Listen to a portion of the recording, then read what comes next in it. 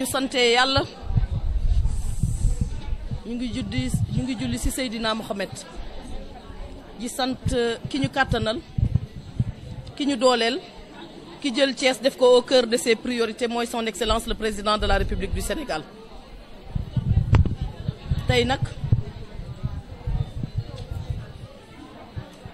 jigéenu Thiès yi dañoo tase jigéen au niveau régional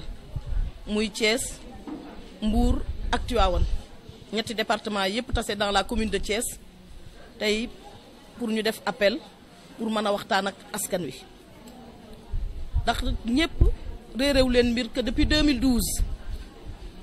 mooy élection de son excellence le président de lépp et au-delà depuis 2008 jigéenu Thiès yi dañoo takk comme benn say rek di accompagner son excellence le président de la République yàlla jox ko Mbour jox ko réew mi jox ko lenge yi te booba ba léegi mu jël Thiès def ko au cœur de ses priorités comme ni ma ko waxee léegi nii jël lu mu joxul kenn jox ko région de Thiès am yërmande ci askanu Thiès. à titre illustratif rek dafa fekk 35 kilomètres de autoroute jël ko Bamako muy Ila Touba mu jaar biir Thiès jël Thiès def ko kenum yokkute mooy le pilier du développement jël port sec ba yóbbu Ndaayaan aéroport Blaise Diagne te woon a egg mu eggale ko te lépp ci région de Thiès jël électrification solaire bi entre autres yoo xam ni incha allahu rabi dinañ ci egg jël ko def ko ci région de Thiès nag jël ay ndombay tànk yu am solo jël jox région de Thiès jigéenu Thiès nag ne xamuñu luñ koy delloo njukkal lu dul fésal lu dul waxtaan ak sunuy ñooñ waxtaan ak askan wi xam ni luy jot na ndax li mu réaliser biir Thiès yëpp Promoville la ngi fi. ak yeneen yoo xam ni yu fay chantier de Thiès yu chantier surfacturation yi ak yeneen yi daan am Thiès yooyu yëpp moo xam ne mi ngi koy réaliser président nag di liggéey am ñu kàlloo wax gi lii tamit Cheikh Ibra waxoon ni nañu seet kañ lay yàlla ji fay wax bàyyi jëf président bàyyi ak nit ñi wax gi moom mu amee jëf ji ñun nag ay jigéenu Benno Bokk Yaakaar région Thiès ne dañooy tànk rek doom benn say mu doon déclic à travers le Sénégal xam ni Benno Bokk Yaakaar bi jóg na ak ànd ak les mouvements de soutien jóg jëm le 30 juin su neexee yàlla ne dañuy àndandoo jóg waxtaan ak askan bi fésal sunu réalisation de son excellence le président de la République def ci biir Thiès ñu ànd ceeg jigéenu Thiès région de Thiès yépp donc soo gisee sama wet Mbour a ngi fi Tivaouane kazalika ak mouvement de soutien yi nekk ci région bi yépp ñu jóg nag xam ni luy jot na le 30 lañ leen di jox rendez-vous le 30 la ñu woote le 30 la ñu nar a waxtaan ak askan bi waxtaan ak suñuy ñooñ ndax jigéen ñi tax xam nañu jigéen am nañu pàcc bu am solo ci élection xam nañu jigéen am na pàcc bu am solo ci askan ndax pàcc bu am solo ci askan ndax xam nañu kenn du dem élection te àndoog say jigéen te ñun suñu jigéenu Thiès comme nañ ko daan defee rek ndax fii dëkku bañ la dëkku jéeri joor ndee la dëkku la joor la te lu ñu wax moo nekk su ñun dëkku Demba Diop la Caroline Faye entre autres ak nit ñu baax ñi ci dëkk bi yépp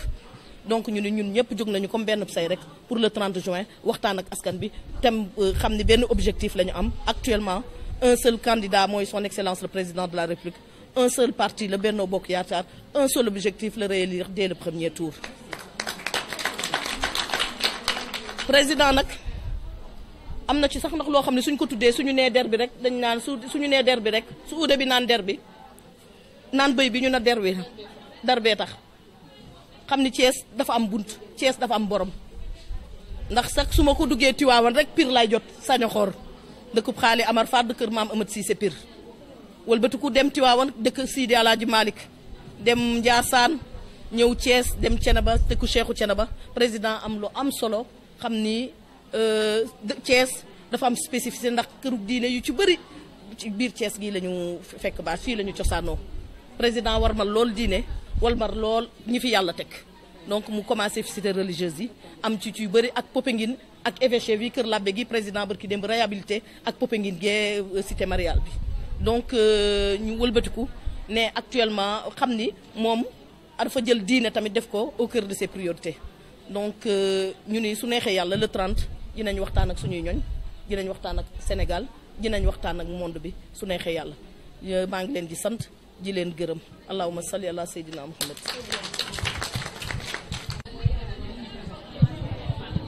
député Sira Ndiaye Mbour waa ñu ngi nuyu ñëpp di gërëm ñëpp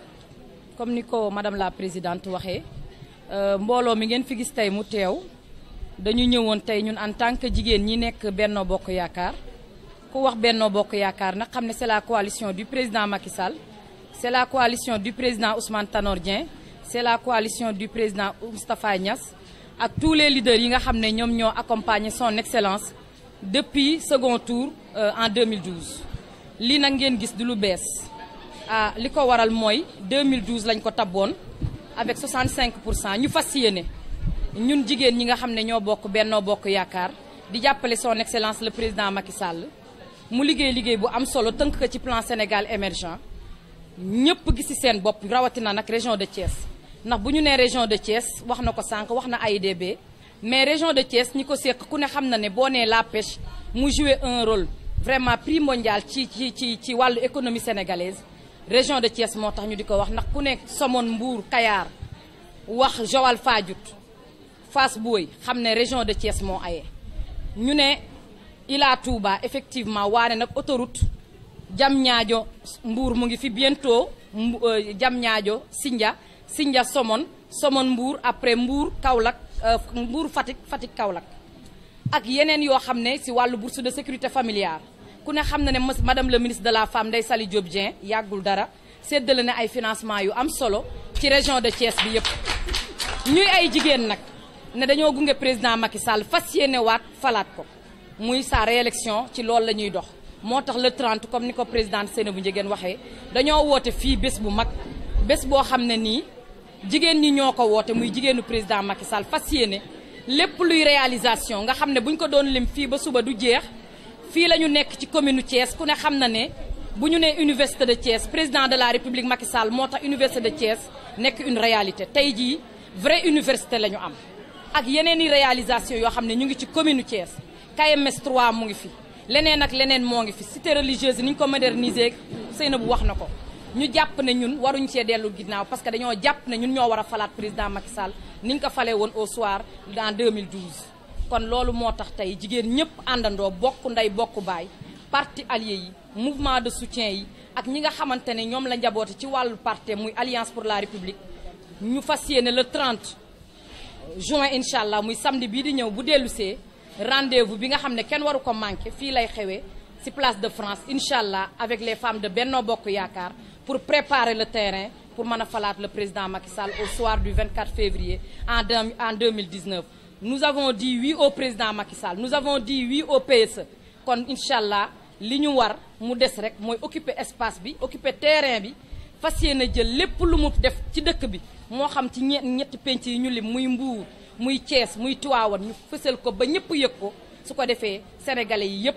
ci région de Thiès yëpp xam ne président Macky Sall la mu waxoon ba muy nekk candidat bi mu nekkee président mu ngi koy doxal te fas yéene ñoo ànd ak moom gunge ko ba loolu yëpp mu réaliser ko mais surtout ñu joxaat ko un second mandat looloo undu waxtaan wi ñu ciy gërëm jigéen ñëpp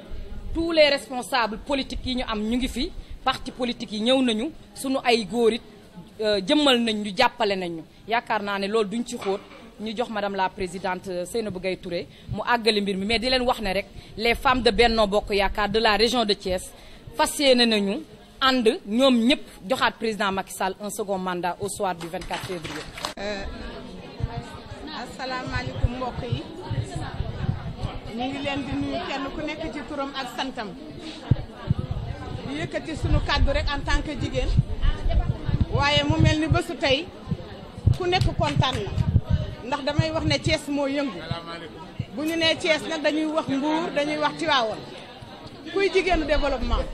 kuy jigéenu Benno Bokk Yaakaar kenn desul ñëpp a ngi ñëw waaye lan moo tax ñu ñëw mooy ki nga xamante ne nag mooy président de la république Macky Sall ñun Benno bi daf ñuy ñor lool ndax ba mu ne waaw ba tey dafa waxul déet kenn gëj nañ fee gis coalition bu gudd fan lan mooy coalition bu gudd fan amul kum fi dàq amul kum fi génne amul kum fi beddi ba mu àndee ak nit ñi rek da leen a tàllal loxo rek ne leen ne dañoo àndoon gañeendoo dañuy gouverner loolu moo ñu yëngal ñun tey nag ñuy wax ni fësal li nga xamante ne moom la liggéey dafa am solo ndax yaakaar naa ni bu ñu demee ci li nga xamante ne mooy hôpital yi gëj nañu fee dégg liir bu dee ngir courant dafa coupé gëj nañ fee dégg nit koo xamante ni sonn moo ko tax a def neneen ma nga jël alal ji di ko jox néew ji doole ji ñi nga xamante ni xëñ na wékkuwuñu woon ci dara tey mi ngi leen di taxaw tey mi ngi leen di jàppale kon defe naa ne kooku su wootee wala bu liggéeyee nit ñi war nañoo takku nekk benn fësal li nga xamante ne moom la ñuy def tey boo demee ci àll bi defe naa ne kenn dootul wax courant boo demee ci àll bi kenn dootul wax ndox boo demee ci àll bi kenn dootul waxati ne courant coupé na ba nit ñaa ngi dem hôpital ñii dana man hôpital ña ngay dee kon loolu nag defe naa ni wane na ni Macky Sall liggéey la gëm liggéey lay def autoroute à péage baa ngi fi wax nañ ko léegi defe naa ne Ila Touba bi doy na ku ne ñu ñëw aéroport de Diass defe naa ne tax mbir mi ferenkulaayu kon nag ñun ñëpp joxante nañu loxo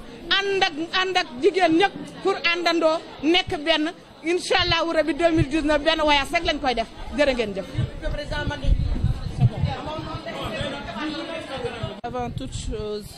avant mes propos, je vais dire bonjour à toute l'assistance, remercier le bon Dieu de nous avoir donné l'occasion de nous asseoir pour la énième fois.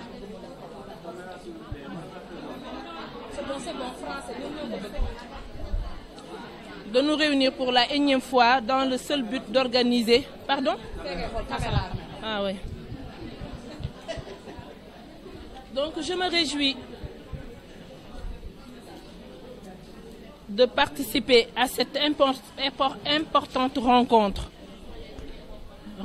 de femmes. Qui dit femme pense forcément à un vrai levier de développement, comme l'a compris son Excellence le Président Macky Sall, pour avoir impliqué dans son ambitieux programme Yoonu Yokkute la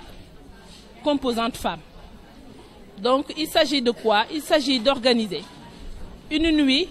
qui consiste à démontrer par A plus Z que le président Macky Sall a bien travaillé et il a travaillé pour toutes les couches sociales des populations du Sénégal. Pour ce faire, nous nous sommes réunis dans cette mythique ville de Thiès autour de femmes de développement, autour de femmes de la coalition Benno Bokk Yakaar, autour de femmes leaders, autour de femmes d'envergure, autour de femmes prêtes, comme elle l'avait fait en 2012, à reporter le président Macky Sall en 2019 au soir du 24 février. Donc je suis très heureuse d'être le porte-étendard du département de Tivaouane pour avoir été non seulement ancienne ministre, mais aussi présidente du conseil départemental avec mes sœurs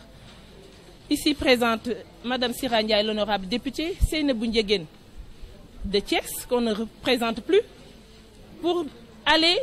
vers la dernière ligne droite de cette importante organisation qui consiste à démontrer, comme je viens de le dire, que le président Macky Sall, non seulement il a travaillé, mais il a très bien travaillé et il n'a pas fait moins que ses prédécesseurs ici dans ce pays. Je vais tout simplement, pour ne pas me répéter, parler de ces réalisations au niveau du département de Tivaouane en termes d'énergie. Parce que tout le monde sait, quand le président de la République a pris le pouvoir, les problèmes que nous avions sur le plan de l'énergie, de la fourniture énergétique au niveau du Sénégal. Aujourd'hui, nous sommes dans une dynamique de devoir vendre de l'énergie dans la sous-région. Rien que pour ce volet,